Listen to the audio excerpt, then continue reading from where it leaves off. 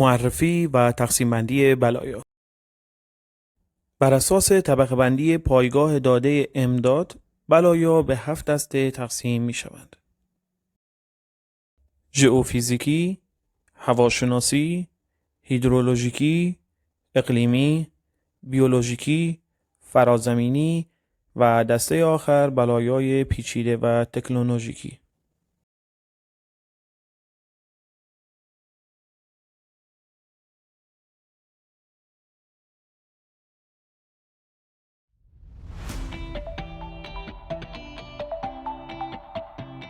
مخاطرات ژئوفیزیکی به مخاطره‌ای که از زمین جامد نشأت بگیرند گفته می شود و به جای واژه خطر زمین شناسی استفاده می شود و شامل 3 دسته اصلی زمین لرزه یا همون زلزله، جنبش توده‌ای از جنس خشک و فعالیت‌های آتشفشانی.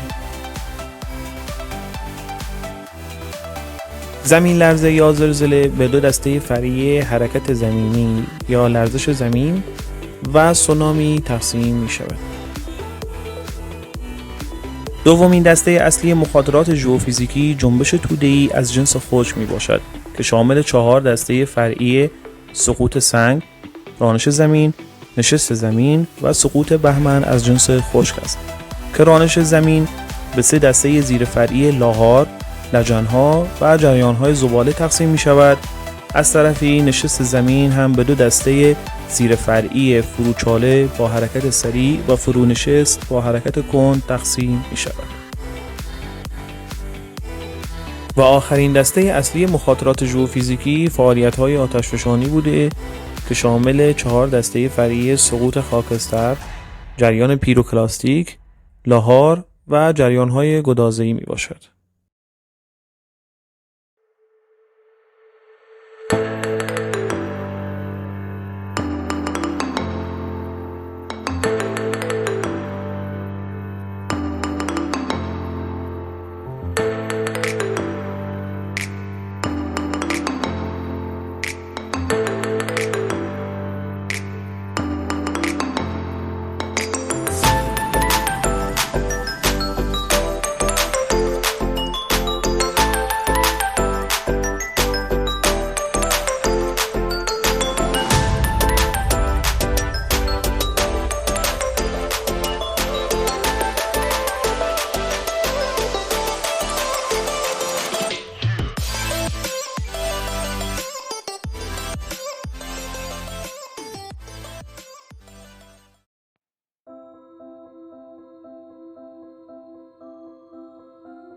مخاطرات هواشناسی به مخاطره‌ای میگویند که ناشی از شرایط آب و هوایی شدید و کوتاه مدت در مقیاس خرد تا متوسط بوده و از چند دقیقه تا چند روز ادامه دارد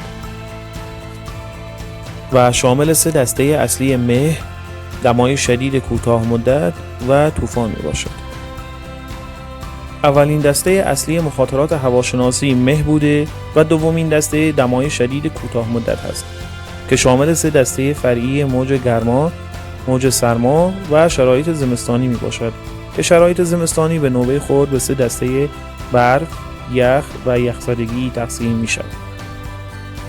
و آخرین دسته از مخاطرات هواشناسی طوفان هست که به 3 نوع فرعی طوفان همرفتی، طوفان گرمسیری و طوفان فراگرمسیری تقسیم می شود.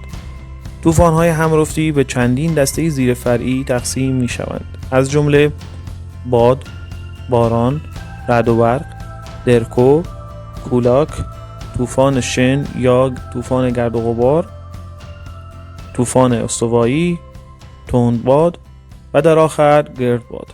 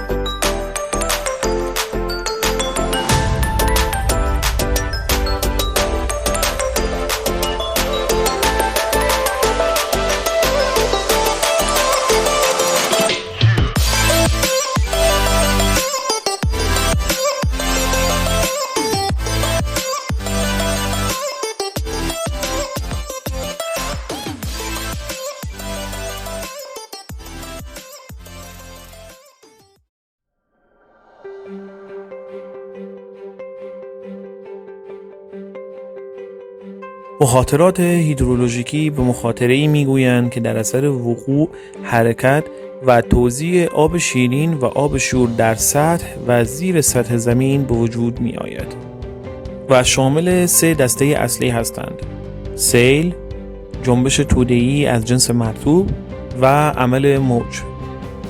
اولین دسته اصلی از مخاطرات هیدرولوژیکی سیل می باشد که شامل 4 دسته فرعی سیل ساحلی، طغیان رودخانه، سیل ناگهانی و سیل همراه با یخ می باشد. دومین دسته اصلی جنبش توده‌ای از جنس مرطوب بوده که به 3 دسته فرعی بهمن، رانش زمین و نشست زمین تقسیم می شود. از طرفی بهمن شامل دسته زیر فرعی برف بوده و رانش زمین هم به 3 دسته زیر فرعی آوار، گلولای و ریزش سنگ به صورت مرطوب تقسیم می شود. همچنین نشست زمین به 2 دسته فروچاله با سرعت سریع و فرونشست با سرعت کند تقسیم می شود. و آخرین دسته اصلی از مخاطرات هیدرولوژیکی عمل موج هست که به 2 دسته فرعی موج سرکش و موج سیچه تقسیم می شود.